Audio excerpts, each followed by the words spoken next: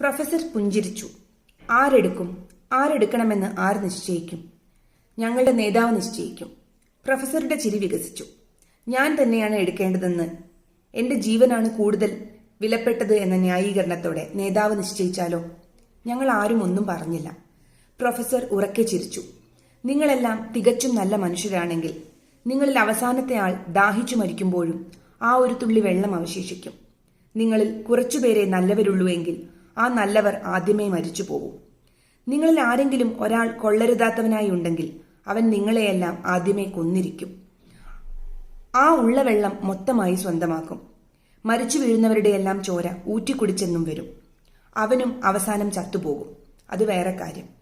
ആ കൊള്ളരുതാത്തവനെ, പേടിത്തൊണ്ടനെ നിയന്ത്രിക്കുകയെന്നത് മാത്രമാണ് മനുഷ്യ സമൂഹത്തിലെ ക്രമസമാധാന പ്രശ്നം. അത്രയേയുള്ളൂ. പക്ഷേ കൊള്ളരുതാത്തവൻ ഒത്തുചേർന്ന് ആയുധങ്ങളുമായി ഭരിക്കുകയാണെങ്കിലോ?